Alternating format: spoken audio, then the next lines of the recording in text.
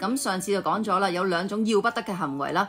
就係一個自我重要感同埋呢一個放縱。咁其實利用翻我之前講過嘅一課啦，就係潛獵嘅方式咧，就可以捕捉到呢個自我重要感嘅出現啦，又或者係呢一個放縱嘅行為啊等等，可以逐個捕捉咗佢咧，就可以阻止佢哋。只要呢啲行為一被阻止啦，一被發現嘅話啦，咁終止咗佢啦，當然個力量就唔會流逝噶啦，就即刻止停噶啦。咁然之後你嘅力量就喺翻你自身身上噶啦。咁你當呢個人充滿力量嘅時候咧，就可以做到個完美無缺。譬如好似我咁樣，就有一種看見嘅能力啦。日後再同大家講啦，看見可以預測到危險啦、危機啦，可以睇到一個人會點啦，預測到件事會點啦。咁但係要去到呢個境界係需要好多力量嘅，好多年嘅修練啦，當然啦。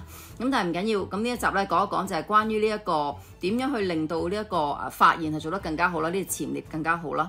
咁就係絕對係需要就係一種好似佛法所講嘅覺知啦。我哋成日會聽到啲字眼覺知啊、觀照啊，同埋呢一個覺察啊，然之後有洞見啊，好多呢咁嘅字眼，其實佢都係唔同形容緊唔同程度嘅一個觀察嘅一個行為啦，同埋你喺度觀察緊啲乜嘢啦？有陣時我哋觀察係外在環境啦，但係當然我哋修行嘅人啊。咁一個修練戰士精神嘅人，首先我哋要去潛獵係自己啊嘛，所以我哋觀照同覺察啊、洞見乜嘢都好啦，首先要集中喺自己身上嘅嚇。咁我曾經都做過一啲實驗俾大家睇嘅啦，咁我呢度就唔再做啦。喺我 YouTube 其他視頻有講解過嘅，就係我哋會去觀察到，譬如一塊鏡裡面嘅倒影啦，咁到底係實物係真啦，定係倒影係真呢？又或者其實最後根本兩者都係假，就係得我哋嘅觀照係真嘅啫，我哋嘅意識係真嘅啫。所以其實我哋睇任何嘢咧，如果真係真正嘅觀照咧，我哋係唔會有二分性啦，唔會有呢一個判斷喺度㗎，咁我哋先叫做觀察㗎。如果我哋有一啲好多判斷啊，思想上好多聲音嘅話咧，咁嗰個觀察就係唔合格㗎，根本上唔屬於觀察，你只係喺度描述緊啲嘢啫嚇。咁呢個第時又會再講。咁所以真正正確嘅觀察，能夠睇到真相嘅觀察咧，其實係唔會有判斷喺度㗎，真係純粹觀察嘅係一個行動嚟嘅嚇。咁所以呢一個觀察啦，呢個覺知啦，咁當然你喺啱啱初步嘅時候，你一定要分嘅，因為我哋仲係有好多習性啦、劣根性啦喺身上㗎嘛。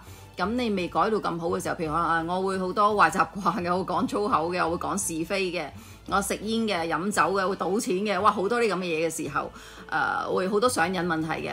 咁當然你呢個時候去觀照嘅話，你梗係要去判斷下呢樣嘢係唔啱啦，你唔可以做啊咁樣啦，去留意住自己啦。但係其實當你真係每一日每一刻都好似我成日形容為一個 CCTV 咁樣去 mon 住自己，即係好似有個鏡頭啦，一路咁樣去睇住自己嘅。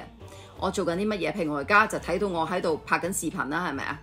我拍緊視頻講緊啲身心靈嘅嘢啦，即係因為我已經50歲啦，我覺得我係時候做一啲去將我知道嘅嘢，呢幾十年修煉嘅同大家分享，係免費地分享啦。